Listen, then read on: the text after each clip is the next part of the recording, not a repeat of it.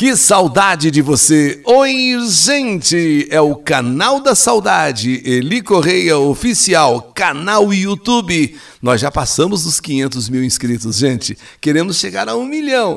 E é preciso que você se inscreva, convide amigos, parentes, familiares, colegas. Vamos todos se inscreverem, é ou não é?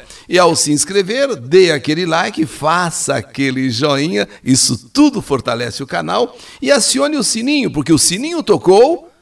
É mais uma postagem, é mais uma carta de saudade.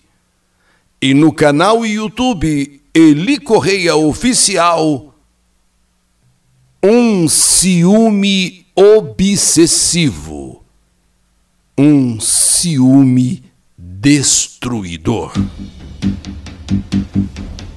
José Carlos, essa foi a única forma que eu encontrei de dizer a você tudo o que eu estou sentindo hoje, já que você não quer nem olhar mais na minha cara. José Carlos, espero não seja tarde demais para dizer o quanto estou arrependida por tudo o que eu fiz. E gostaria muito de pedir não só perdão, mas mais uma chance, para que possamos ser felizes novamente. E essa foi a única maneira que encontrei para falar com você, através do canal YouTube do Eli Correia, através desta carta de saudade. Hoje eu estou com 35 anos. Fui casada com José Carlos durante 4 anos. Nosso relacionamento desde o início foi um tanto conturbado. E na verdade, eu era a única responsável por isso, e isso eu reconheço. Com um ciúme doentio que eu sempre senti por ele. Apesar de tudo, nós nos gostávamos muito. Vou dizer mais, nos amávamos muito. E passamos por cima de todas as crises que tivemos e acabamos nos casando. No meu pensamento, depois de nosso casamento, eu começaria a ficar mais tranquila em relação ao ciúme que eu sentia. Mas foi exatamente o contrário, pois a partir do nosso casamento, a minha vida virou um verdadeiro inferno. E eu acabei fazendo da vida de José Carlos um inferno também. Um inferno maior ainda do que já era antes. Hoje eu sei o quanto eu errei. Sei que eu estava doente. E sei também que José Carlos sempre me amou, me respeitou muito, pois entre namoro e casamento foram ao todo 7 anos, aguentando todo esse meu ciúme, todas essas minhas desconfianças que na verdade não tinham fundamento nenhum. As coisas começaram a se agravar quando ele, José Carlos, meu marido, acabou perdendo seu primeiro emprego, e tudo por culpa minha. Antes mesmo dele chegar ao trabalho, eu já tinha ligado umas 5 vezes.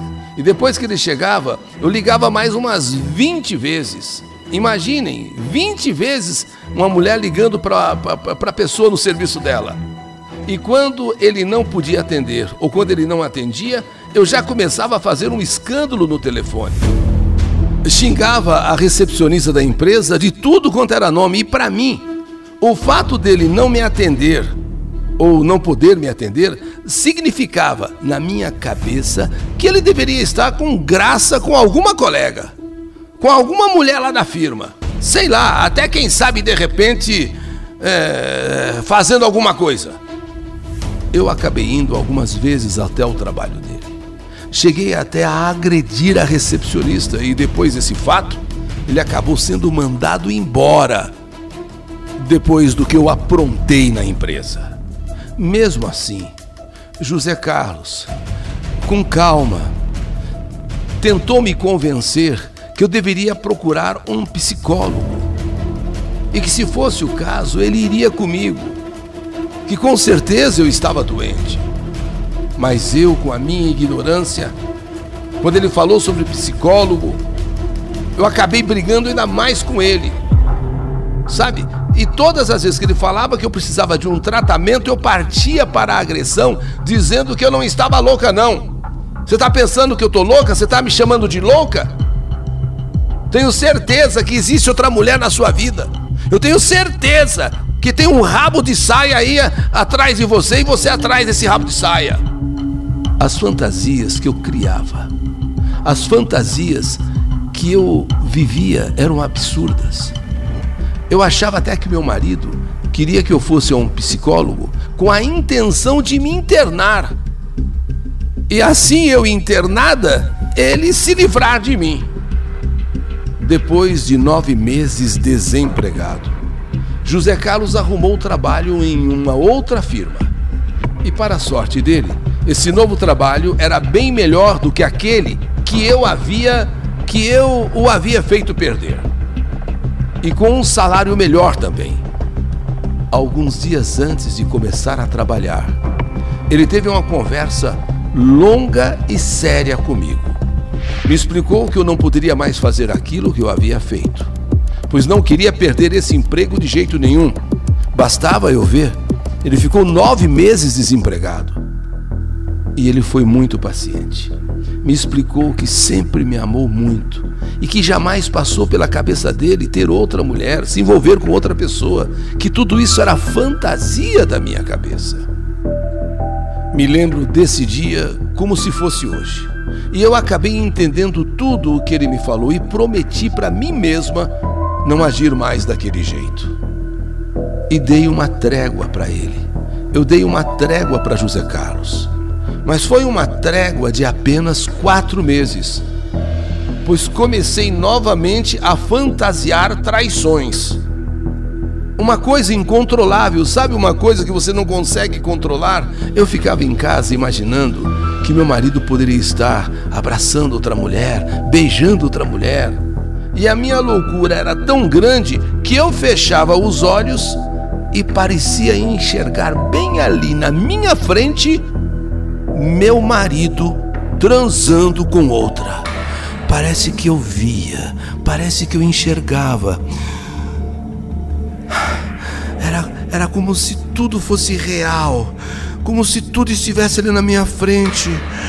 Ordinário, cafajeste, eu aqui, seu canalha, seu traidor dos quintos dos infernos. Enquanto eu tô aqui, você está com outra, se esfregando com outra, abraçando outra.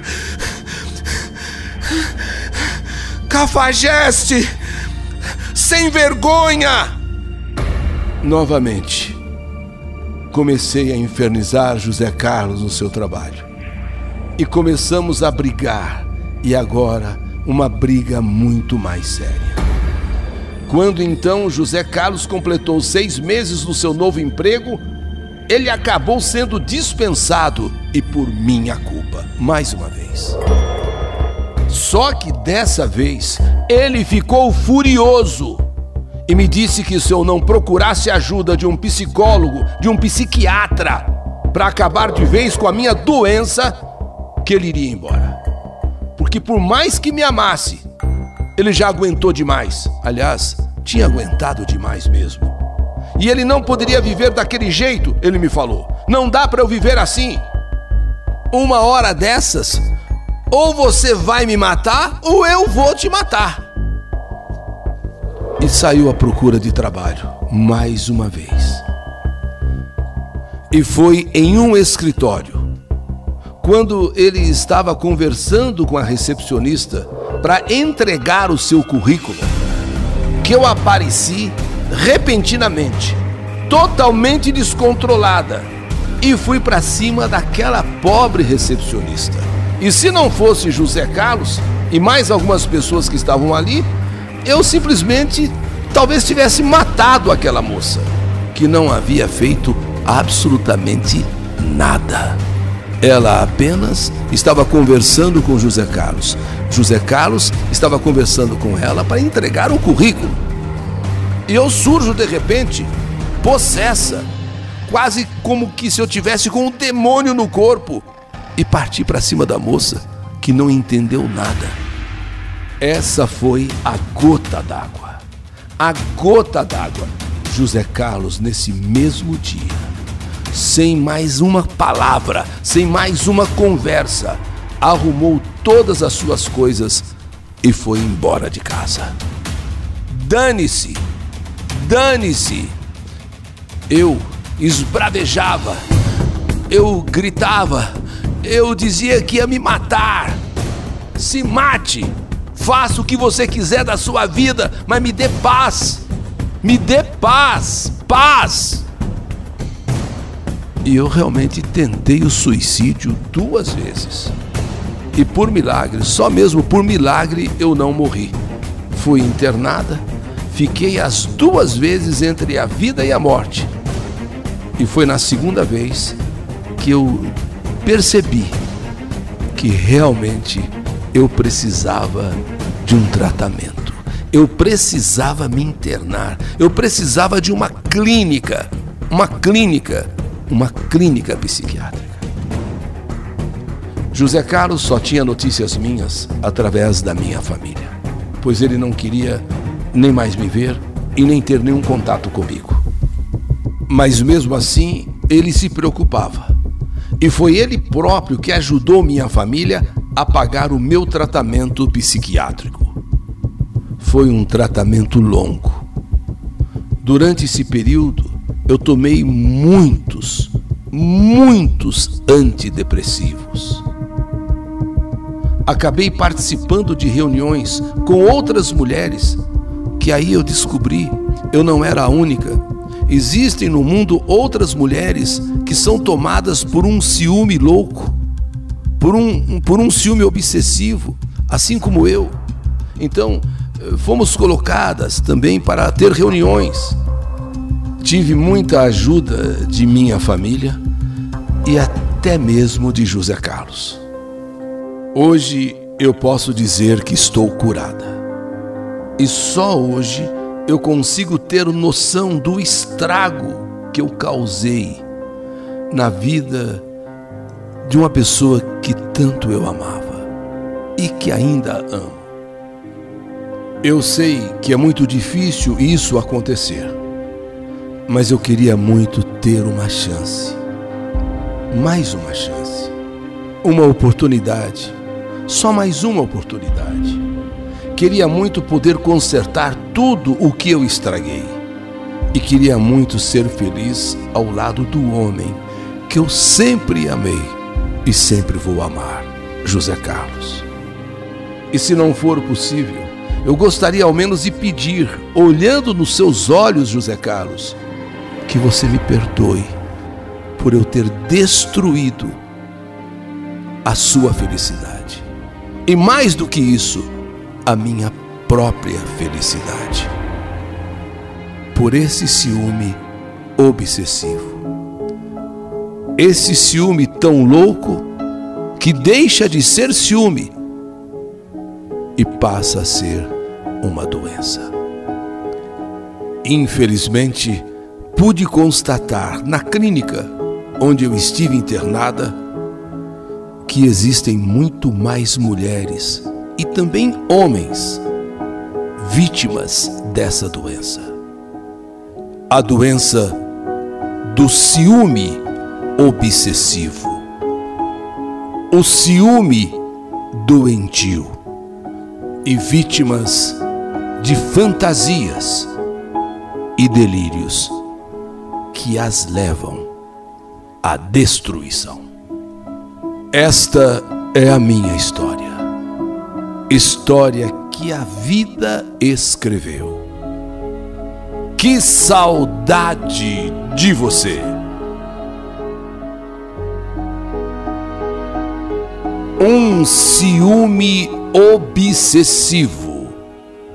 Um ciúme destruidor. História do canal YouTube Eli Correia Oficial.